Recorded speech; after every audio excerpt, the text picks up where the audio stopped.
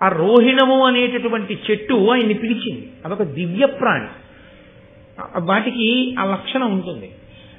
అవి ప్రతిస్పందించగలవు. ఇప్పుడైతే మాట్లాడటం లేదు. దేవతా వృక్షములు ఒక్కొక్క సమయంలో వాటికి ఉన్నటువంటి గొప్ప శక్తి చేత అవి మాట్లాడడం జరిగింది. నన్ను నమ్మండి, ఇవాళ మధ్యాహ్నం మా ఇంటికి విశాఖపట్నం నుంచి ఒక ఆయన వచ్చారు. ఆయన ఎంఎస్సి అగ్రికల్చర్ చదివి సమున్నతమైనటువంటి పదవిలో ఉన్నారు. ఆయన నాతో ఒక మాట చెప్పారు, కోటేశ్వరరావు నేను మీకు ఆ పుస్తకం పంపిస్తాను చదవండి అని చెప్తూ, శాస్త్రీయ సంగీతమును వరి పంట దగ్గరికి తీసుకెళ్లి వినిపిస్తే అది పాలు పోసుకుని గింత బాగా బలీయమైనటువంటి స్థితిలో తయారవుతుంది. పాశ్చాత్య సంగీతాన్ని వినిపిస్తే దాని పువ్వులు కూడా వడిలిపోయి వికర్షించుకుని ఇలా దూరంగా తొలగిపోతుంది. ఇంట్లో మీరు రోజు నీళ్లు పోసే మొక్క ఇంటి కుక్క యజమాని ఇంకా రాలేదని చూసినట్టుగా మొక్క ఎదురు చూస్తుంటుంది, ఇంకా రాలేదేమిటి యజమాని అని. యజమాని ఇంట్లోకి వచ్చి తాళం తీసి లోపలికి ఎడుతుంటే ఎంతో సంతోషిస్తుంది. దానికి కాసి నీళ్లు పోసి వెళ్ళిపోయాడు అనుకోండి, అది శుభం కోరుతుంది, నువ్వు క్షేమంగా తిరిగిరా అంటుంది. దేన్ని మరిచి? వైరాన్ని మరిచి. ఎందుకు వైరం మనకి చెట్టుకి అంటే, చెట్టుని కోసి నరికి, ప్రాణమున్న చెట్లే కదండి నరికేస్తున్నాం, ఎండిపోయిన చెట్లు కాదుగా. ఆ కలపని ఎండపెట్టి చిట్టియ పట్టి తలుపులుగా, గుమ్మాలుగా, కిటికీలుగా చేశాంగా. తప్పక నా రక్షణ కొరకు నేను మీ సహజాతి వాణ్ణి ఇలా చేశాను. పాప పరిహారార్థం ఇదిగో ఇంకో మొక్కకి కాసిన నీళ్లు పోస్తున్నారు అని కాసిన నీళ్లు పొయ్యగలిగాడు అనుకోండి. ఇది అపార్ట్మెంట్లో జీవనం చేసేటటువంటి వాళ్ళకి దుర్లభమైనటువంటి విషయం. అపార్ట్మెంట్లో ఉన్నవాడు కూడా కాసిన నీళ్ళన్నా పోద్దామని ఓ కుండీలో మొక్క పెట్టుకోవచ్చు, కానీ అది చేయడు, కుక్కని పెంచుతాడు అపార్ట్మెంట్లో. అది విచిత్రం. దానివల్ల సరే అసలు ఆ విషయమే ఆశ్చర్యకరమైన, అపార్ట్మెంట్లో కుక్కని పెంచడం అన్న విషయం ఉంది చూశారు, ఆశ్చర్యకరమైన విషయం. కామన్ ఏరియాలో కడితే పక్కింటి వాడు ఒకటి ఎడతాడు, నీ లోపల కడితే రావడం మొదలెడితే పక్కింటి వాడికి డిస్టర్బెన్స్. ఎందుకంటే నీ ఫ్లోర్ కింద వాడికి రూఫ్, అదో త్రిశంకు స్వర్గం అపార్ట్మెంట్ అనేది. అది ఏది నీదో ఏది నీది కాదో ఏమీ తెలియదు. అపార్ట్మెంట్లో ఉన్నవాడికి వేదాంతం బాగా వస్తుంది. కాబట్టి అలాంటి చోట కుక్కని పెంచుతాడు, కానీ అలాంటి చోట పూలకుండి పెట్టిపోను ఒక గ్లాసు నీళ్లు పోయాడు. మొక్కలు అటువంటి ప్రతిస్పందన కలిగి ఉంటాయండి. నేను ఆ పుస్తకం మీకు పంపిస్తాను. రీసెర్చ్ చేసి జగదీష్ చంద్రబోస్ సిద్ధాంతాలని మళ్ళీ ఆవిష్కరిస్తూ ఈ మధ్యనే వచ్చిన పుస్తకం అండి అని ఆయన నాతో మొక్కల గురించి మన మధ్యాహ్నం మాట్లాడి వెళ్ళారు. కాబట్టి ప్రతిస్పందన ఉంటుంది. కాబట్టి ఆ రోజులలో రోహిణము అనబడేటటువంటి చెట్టు, గరుత్మంతుడు వంటి మహానుభావుడు అమృతాపహరణమునకు వెడుతూ ఆహారం పట్టుకు తిరుగుతున్నాడు, పెట్టుకోవడానికి స్థానం లేదు ఆయనకి. కాబట్టి ఆ చెట్టు అండి, నా కొమ్మ 100 ఆమడల పొడుగుంది, గరుత్మంతా నువ్వు వచ్చి కూర్చో, ఆతిథ్యం. మహానుభావుడు ఇంటికి వస్తే చాలు, కాబట్టి రా. అసలు ఇల్లు అన్న మాటకు అర్థం ఏమిటో తెలుసా అండి? మహాత్ములు లోపలికి వచ్చి వెళ్ళడాన్ని అపేక్షింపబడినది అని తప్ప, ఎప్పుడూ ఆ ఇంటి గడప దాటి లోపలికి మహాత్ములు అన్న వాళ్ళు రాలేదనుకోండి, అది ఇల్లు కాదు, ఇంకొకటి. అందుకే house is built with bricks and home is built of hearts అని ఇంగ్లీష్లో ఒక ప్రొవర్బ్. గుండెలతో కట్టింది గృహం, ఇటకలతో కట్టింది ఇల్లు. కాబట్టి నీవు వచ్చిన కొమ్మ మీద పెట్టుకున్న ఆహారాన్ని తిను అంటే ఆయన వెళ్ళి ఆ రెండింటిని గజగచ్చపాలని ఆ కొమ్మ మీద పెట్టాడు. పెట్టి ఆయన తినడానికి ఉద్యుక్తుడవుతున్నాడు. పెళ పెళ శబ్దంతో ఈయన బరువుకి అందులో అంత వేగంతో వచ్చి వాలినప్పుడు కొమ్మ ఊగుతుంది. ఈ 2 ప్రాణుల బలానికి ఆ కొమ్మ పెళ శబ్దంతో విరిగి కింద పడిపోతాం. విరిగిపోతే వచ్చిన నష్టం ఏంది? మళ్ళీ రెండింటిని పట్టుకుని ఎగిరిపోవచ్చు. కానీ దానికి వాలకిల్యులు ఎలాడుతున్నారు. వాలకిల్యులు ఆశ్చర్యకరమైనటువంటి జననం ఉన్నవారు. పౌరాణిక వాంగ్మయంలో ఎక్కువ కనపడతారు, భారతం కాదు. కానీ బ్రహ్మవైవర్త పురాణంలో వాలకిల్యుల గురించి చాలా విశేషంగా వర్ణన చేస్తారు. వారు స్వయంగా బ్రహ్మగారి యొక్క కుమారులు. వాళ్ళు ఆజన్మ బ్రహ్మచారులు, ఎప్పుడూ బ్రహ్మచర్యంతో ఉంటారు, ఊర్ధ్వరేతస్కులు.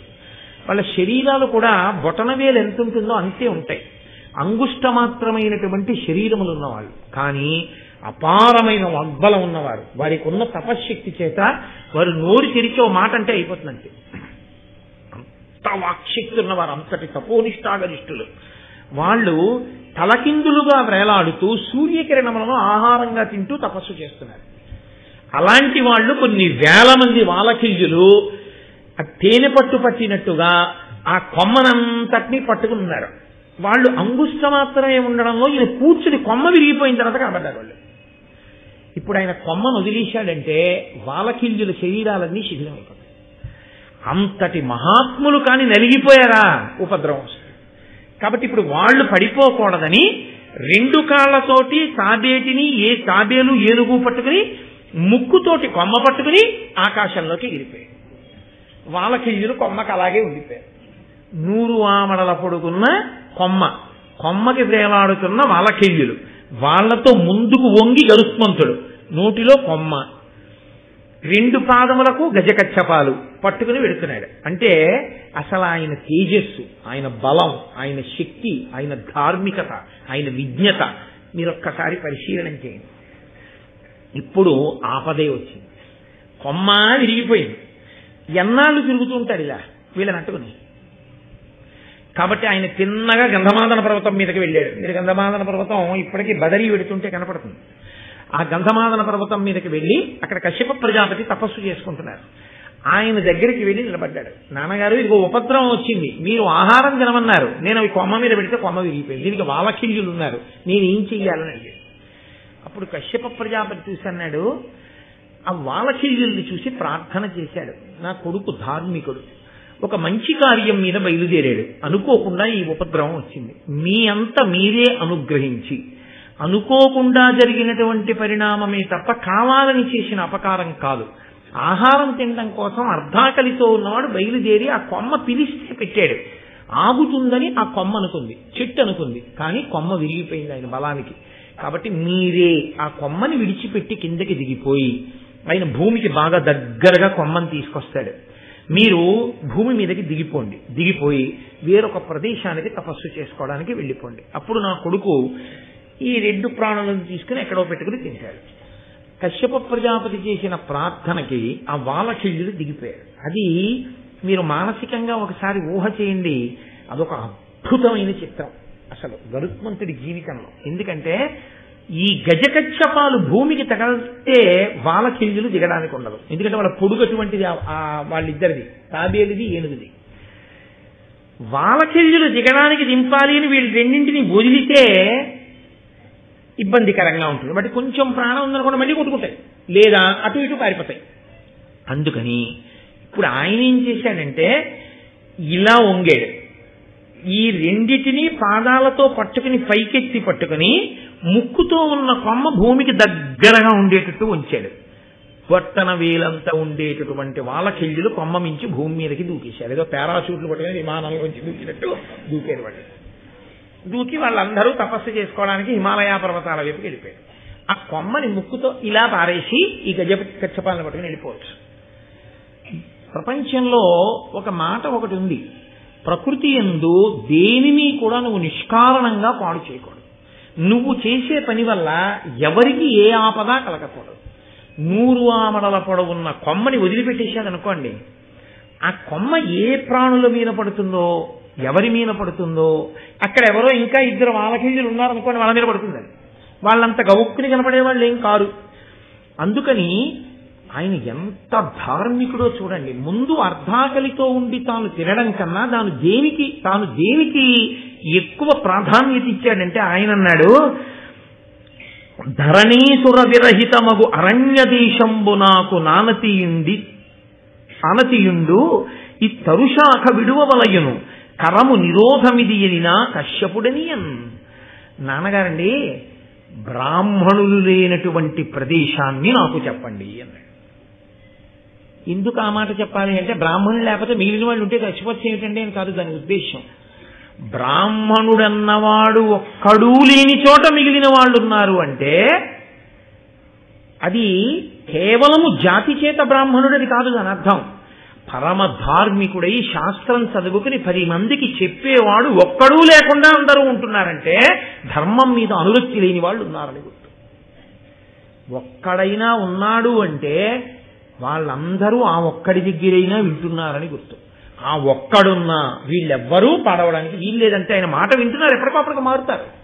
కాబట్టి సావడానికి వీల్లేదు. కాబట్టి ఒక్క బ్రాహ్మణుడు కూడా లేకుండా ఉండే ప్రదేశం ఏదైనా ఉంటే చెప్పండి, అక్కడ పారేస్తాను పట్టుకెళ్ళి కొమ్మ. అందుకే ఒంటి బ్రాహ్మణుడు ఎదురొస్తే దుశ్శకునం అండి అంటారు. ఒంటరి బ్రాహ్మణుడు ఎదురొస్తే దుశ్శకునం ఎందుకో దుశ్శకునమో తెలుసా అండి? నిజంగా శాస్త్రములను చదువుకుని అనేక విషయములను తెలుసున్నటువంటి మహాత్ముడు అలా వెళ్ళిపోతున్నాడు అనుకోండి, ధావళి కట్టుకుని గుళ్ళోకి వెడుతున్నాడు. ఆయన వెడుతుంటే ఆయన మీకు ఒక్కడూ దొరకడం అంత తేలికైన విషయం ఏం కాదు. ఆయన అలా ఏం దొరకడు అస్తమానం. అలాంటి వాడు ఒక్కడే గుళ్ళోకి నడిచి వెళ్ళిపోతున్నాడు.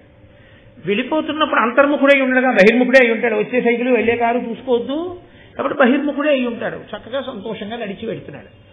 అలా ఆయన ఒక్కడు వెళ్ళిపోతుంటే ఎవరి మా నాన్న వాళ్ళు కూర్చున్నారనుకోండి, పోతున్నాడు పంతులు గారు గుళ్ళోకి ఊరుకున్నారనుకోండి. అంటే బ్రాహ్మణుణ్ణి అనువర్తించి ఇలాంటప్పుడే ఆయనతో కలిసి గుడి దాకా నడిచి మళ్ళీ గుడి నుంచి వాళ్ళ ఇంటి దాకా నడిచి ఆయన మాట్లాడితే మంచి మాటలు చెప్తూ ఉంటాడు కాబట్టి రెండు మంచి విషయాలు విందామని ఆయనని అనువర్తించేవాడు ఒక్కడూ లేకుండా పోయింది సమాజం.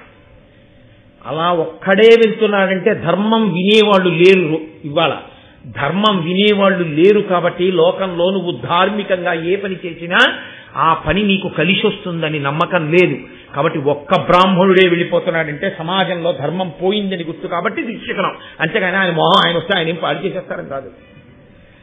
అందుకని ఒంటరి బ్రాహ్మణుడు దుశ్శకునం అన్నారు. ఎందుకు ఏది దుశ్శకునమో తెలుసుకుని అనాలి, అంతేగాని గబుక్కుననేస్తే మళ్ళీ అదో నిందాయి కూర్చుంటుంది. కాబట్టి బ్రాహ్మణులు లేని ప్రదేశం చెప్పండి, అక్కడ పడేస్తారు. అంటే ఆయన అన్నాడు, హిమశైల కందరాభాగము కడ నిష్పురుషనగము కలద చోట నీ ద్రుమ శాఖ విడుము అది తానమానుషమగమ్య ఈశ్వరాదులకైనన్. నువ్వు హిమాలయ పర్వత ప్రాంతంలో ఒక చోట నిష్పురుషము అనబడేటటువంటి ఒక కొండ ఉంది, దాని పేరే నిష్పురుషము. అక్కడ ఎవరు అక్కడికి మనుష్యులు కారు, పరమేశ్వరుడు కూడా వెళ్ళడు, అంతలా ఉంటుంది. కాబట్టి అక్కడికి నువ్వెళ్ళు అంటే వెళ్ళగలడా? అంత శక్తి ఉన్నవాడు గరుత్మంతుడు. అక్కడికి వెళ్ళి అక్కడ బారయ్యి కొమ్మ, ఎవరికి ఏ ఆపద కలగదు, అక్కడ పడిపోతుంది. ఉత్తర క్షణాలు ఎక్కడుందనుకుంటున్నారు? నిష్పురుషం 1,00,000 యోజనముల దూరంలో ఉంది అక్కడి నుంచి, గంధమాదన నుంచి. ఒక్క క్షణంలో ఆయన ఎగిరిపోయాడు 1,00,000 యోజనములు. అంటే ఆయన గమన శక్తి అటువంటి. ఎగిరిపోయి ఆ కొమ్మను అక్కడ వారేసి ఆ హిమాలయ పర్వత శిఖరం మీదే చక్క ఈ రెండింటినీ పెట్టుకుని హాయిగా ఆరంభించాడు. కడుపు నిండిపోయింది. అంటే ఇన్ని ధర్మ సూక్ష్మాలతో ముందు ఇతర భూతముల యొక్క హితం చూస్తే తప్ప నీ హితమును నువ్వు చూసుకుని తినేయకూడదు. ఎవడెలా పోతే నాకు ఎందుకంటే నేను తినేస్తానని అనకూడదు. ఇతర భూతముల యొక్క హితమును చూసిన తరువాత మాత్రమే తాను తినవలే. అందుకే మనకి గృహస్థాశ్రమ ధర్మంలో ఒక లక్షణం చెప్తారు, గృహస్థు ఎప్పుడు భోజనానికి కూర్చోవచ్చు. అంటే మనం అన్ని పాటిస్తున్నామా అన్నది పక్కన పెట్టండి, కనీసం తెలుసుకుంటే దోషం లేదుగా. తాను అతిథికి పెట్టాలి ముందు. అతిథికి పెట్టి ఇంట్లో ఉన్నటువంటి భూతములకు ఆహారమును ఇవ్వాలి. బయట ఉండేటటువంటి పక్షులు, కుక్కలు, కాకులు మొదలైనటువంటి వాటికి కొంత భాగాన్ని పడేయాలి. పిడత తీసి విస్తట్లో పెట్టమని శాస్త్రాలలో లేదు, అలా పెట్టకూడదు. పిడతలు పెట్టడం అన్నది ఒక్కసారి, అది ఇంట్లో అస్తమానం ప్రతిరోజు పిడతలు పెట్టుకునే సంప్రదాయం పెట్టుకోకూడదు. తన భోజనానికి ముందే ఇమ్మని చెప్పిందంటే ధర్మశాస్త్రంలో. తన భోజనం కన్నా ముందు ఆ ప్రాణులకు పెట్టి తరువాత తాను భోజనానికి కూర్చుంటాడు. కూర్చుని అప్పుడు తాను స్వీకరిస్తాడు. కాబట్టి తాను తినే ముందు 10 మందికి తినిపించి తినడం ధర్మశాస్త్రం. అంత గొప్ప వైభవం కలిగినటువంటి ఆర్షధర్మం. కాబట్టి ఆయన తను తినలేక కాదు, అంత ఆకలితో ఉన్నా ముందు వాళ్ళు క్షేమంగా ఉండడం, ఆ కొమ్మ వల్ల ఇతరులకు ఇబ్బంది రాకుండా కొమ్మని పడేయడం, ఇన్ని చేసి అన్నిటికీ పెద్దవారైనటువంటి తండ్రిని సంప్రదించి ఈ పనులు పూర్తి చేసి అప్పుడు ఆయన తాను తినవలసిన పదార్థాన్ని తాను తిన్నాడు. అందులో మనం స్త్రీ బుద్ధి ప్రళయాంతక అన్న మాటకు అర్థం ఏంటో తెలుసా అండి? భార్యని సంప్రదించవద్దని కాదు, కరణేషు మంత్రి, భార్యని సంప్రదించి తీరాలి. ఆ మాటకొస్తే ఆవిడిది ఇల్లు ఐశ్వర్యం, నువ్వు అందులో ఉంటున్నవాడి. నేను మొన్ననే మీకు చెప్పాను, స్త్రీ బుద్ధి ప్రళయాంతక అన్న మాట ఎప్పుడు అన్వయం అవుతుంది అంటే భార్యకి వశుడై ఆవిడ అధర్మం చెప్పినా కూడా ఏదైనా రజోగుణ ప్రకోపంతో మా ఆవిడ చెప్పింది నేను కాదనలేదండని చేసిన వాడికి తప్పు. ఒక్కొక్కసారి తను పొరపాటుగా ఆలోచించవచ్చు, భార్య బాగా ఆలోచించి వద్దండి అలా చేయకండి అని చెప్తుంది, వినాలి. ఒక్కొక్కసారి భార్య పొరపాటు పడుతుంది, తప్పు, నువ్వు అలా అనకు, ఇది ధర్మం కదూ అందుకని ఇలా చేద్దాం, బాగుందండి మీరు చెప్పింది చెయ్యండి అంది, అప్పుడు అలా చెయ్యాలి. ఇద్దరూ కలిసి నిర్ణయించుకునే చెయ్యాలి తప్ప అసలు భార్యని సంప్రదించనేకూడదు, భార్యని సంప్రదించి చేసినవి ప్రళయం తెస్తాయి అని ఏ శాస్త్రంలోనూ చెప్పలేదు. అసలు భార్యని సంప్రదించకుండా ఏది ఉండకూడదని పరమేశ్వరుడు చెప్పాడు. ఆ మాటకు వస్తే భార్యకి చెప్పకుండా సభలో కూడా చెప్పకూడదు. ఇది పరమేశ్వరుడు చెప్పాడా? ఆవిడ అడుగుతుంది పరమశివుణ్ణి, అడిగితే పరమశివుడు భార్యకి చెప్తాడు, పార్వతీదేవికి. పార్వత్యువాచ అని ఉంటుంది, శివుడు పార్వతికి చెప్తాడు, పార్వతికి చెప్పింది లోకానికి తెలుసు. కాబట్టి ప్రవచనం చేయడానికి వచ్చేటప్పుడు కూడా యథార్థంగా ప్రవచనం చేయడము అంటే ఆ రోజు చెప్పబోయే విషయాన్ని సంగ్రహంగానైనా ఏమో అమృతాభారణం చెప్పడానికి వెళ్ళొస్తున్నాను ఇవ్వాలని చెప్పాలి, ఆవిడ రాకపోతే తనతోటి చెప్పి వెళ్ళాలి. అంతేగాని అసలు ఏమీ చెప్పకుండా ప్రవచనం చేసి వస్తాను అని వెళ్ళొచ్చేసి ఏమంటే ఏం చెప్పారంటే నీ మొహం ఇప్పటిదాకా చెప్పొచ్చాను ఇప్పుడు చెప్పడం కుదరదు అనకూడదు, ముందు ఆవిడికి చెప్పి వెళ్ళాలి. అలా మీరు చెప్తున్నారా, ఇవన్నీ మీరు అడగకూడదు. కాబట్టి అలా అని నన్ను అడగకూడదన్నానని సభలో ఉంది కదా అని మా ఆవిడ్ని అడగకూడదు. అవి మా ఇద్దరి మధ్య విషయాలు, దంపతుల మధ్యలో వేలు పెట్టకూడదు. ఏమంటే అందుకని కాబట్టి ఆయన పట్టుకెళ్ళి ఆ కొమ్మను అక్కడ పడేసి హిమవత్ పర్వత శిఖరం మీద పెట్టుకుని ఆ గజకచ్చపాల్ని ఆహారంగా స్వీకరించాడు. స్వీకరించిన తరువాత మహానుభావుడు బయలుదేరి అదిగో ఆ అమృతాపహరణము కొరకు, ఆ అమృత భాండం కొరకని స్వర్గలోకం వైపుకి వెళ్ళాడు. ఆ స్వర్గలోకానికి వెళ్ళేసరికి దేవేంద్రుని యొక్క సభ జరుగుతోంది. ఆ దేవేంద్ర సభలో కొన్ని దుష్యగుణములు కనబడ్డాయి అన్నారు. ఏమిటా దుష్యగుణములు అంటే, సురపతి సభ చూడం చూడా అంగార వృష్టులు కురిసే కులిశధారల్ కుంఠితం వయ్యే దిక్కున్ జర మదములడంగెన్ సర్వదిక్పాలకాంతఃకరణములు భయోద్వేగంబునన్ సంచలించెన్. దేవేంద్రుడి సభలో అకస్మాత్తుగా నిప్పు రవ్వలు పడ్డాయి. దానితో పాటుగా వజ్రాయుధం యొక్క అంచులు మొక్కవోయ్యాయి. దిక్కులన్నీ కూడా కాంతి విహీనమైపోయాయి. అకస్మాత్తుగా దిక్పాలకుల యొక్క మనస్సుల్లో భయము ఉద్వేగము కలిగి వెంటనే దేవేంద్రుడు బృహస్పతి వంక చూశాడు. గురువు గారిని సంప్రదిస్తూ ఉంటాడు ఇంద్రుడు, లోకానికి ఒక పాఠం నేర్పడానికే చేస్తాడు ఏది చేసినా. వెంటనే బృహస్పతి వంక చూసి ఇన్ని దుర్నిమిత్తములు కనపడుతున్నాయి, దుష్యగుణములు కనపడుతున్నాయి, ఎందువల్ల ఇలా కనపడుతున్నాయని అడిగాడు. అంటే బృహస్పతి అన్నారు, బ్రహ్మణ్యుడకు కశ్యప బ్రహ్మవరమున వినతకు పుట్టిన అనఘమూర్తి వలఖిల్యుల దయ వరపక్షికులమున ఇంద్రుడై పరగిన యుద్ధతేజుడు ఉదదిలోనున్న అత్యుగ్ర నిషాదుల ఆరంగమృంగిన ఘోరవీరుడు ఇభకచ్చపముల రోహిణ శాఖతో ఎత్తికొని దివి పరచిన అంజవేగి వీగి తన తల్లి దాస్యంబు నీగబూని తడయ అమృతంబు కొనిపోవ గడగి వచ్చే కామరూప సంపన్నుండు కామగమనుడు అతడు నీకు అసాధ్యుండు శతమఖుండ. నాయనా ఇంద్ర, కశ్యప ప్రజాపతి పుత్రకామేష్టి చేస్తే పుట్టినటువంటి గొప్ప తేజోవంతుడైనటువంటి కుమారుడు, వాలకిల్యుల యొక్క వరంచేత పుట్టినటువంటి పిల్లవాడు, అత్యుగ్రమైనటువంటి ప్రాణులై భూమికి ఇబ్బంది తెస్తున్నటువంటి నిషాదులందరినీ ఒక్క క్షణంలో మింగినటువంటి మహానుభావుడు, తాబేటిని ఏనుగుని 2 పాదములతో పట్టుకుని రోహిణి శాఖ మీద పెడితే కొమ్మ విరిగిపోయినప్పుడు వాలకిల్యులతో సహా 2 పాదములతో ముక్కుతో కొమ్మని పట్టుకుని వెళ్లి వాలకిల్యుని రక్షించినటువంటి తేజోమూర్తి, తన తల్లి దాస్యాన్ని పోగొట్టడం కోసమని అమృతాన్ని తీసుకెళ్లి పాములకు ఇవ్వడం కోసమని కామరూప సంపన్నుడు, అంటే ఎప్పుడూ అంతరూపంతో ఉండడు. ఆయన అనుకుంటే హ్రస్వమైపోతాడు, చిన్నవాడైపోతాడు, లేదా ఇంకా పెరిగిపోతాడు, ఇంకొక రూపాన్ని పొందేస్తాడు. అన్ని శక్తులున్నటువంటి వాడు, అష్టసిద్ధులున్నటువంటి వాడు, కామగమనుడు, కనపడకుండా వెళ్ళగలిగినటువంటి వాడు, అటువంటి గరుత్మంతుడు ఇదిగో దేవలోకానికి వస్తున్నాడు అమృత భాండం కోసం. ఆయనని నువ్వు గెలవలేవయ్యా ఇంద్రా అంటూ అతను వాలకిల్యుల యొక్క వరము చేత పుట్టినవాడు అనగానే ఇంద్రుడు అన్నాడు, వాలకిల్యుల వరం చేత ఎందుకు పుట్టవలసి వచ్చింది గరుత్మంతుడు అని అడిగాడు. అడిగితే ఇక్కడ చాలా చమత్కారమైనటువంటి విషయాన్ని, చాలా గంభీరమైనటువంటి విషయాన్ని ప్రస్తావన చేశారు వ్యాస భగవానుడు. నన్నయ్య గారు ఆంధ్రీకరించి మనల్ని అనుగ్రహించారు. ఆ వాలకిల్యులు బ్రహ్మగారి యొక్క పుత్రులు కదండి వాళ్ళు. ఇంద్రుడు కశ్యప ప్రజాపతి యొక్క కుమారుడు. ఉమాకాంతాయ కాంతాయ కామితార్థప్రదాయినే శ్రీగిరీశాయ దేవాయ మలినాథాయ మంగళం. కరచరణకృతం వా కర్మవాక్కాయజం వా శ్రవణనైనజం వా మానసం వాపరాధం విహితమవిహితం వా సర్వమేత్తక్షమస్వా శివ శివ కరుణాబ్ధే శ్రీ మహాదేవ శంభో. సర్వం శ్రీ ఉమామహేశ్వర పరబ్రహ్మార్పణమస్తు. స్వస్తి.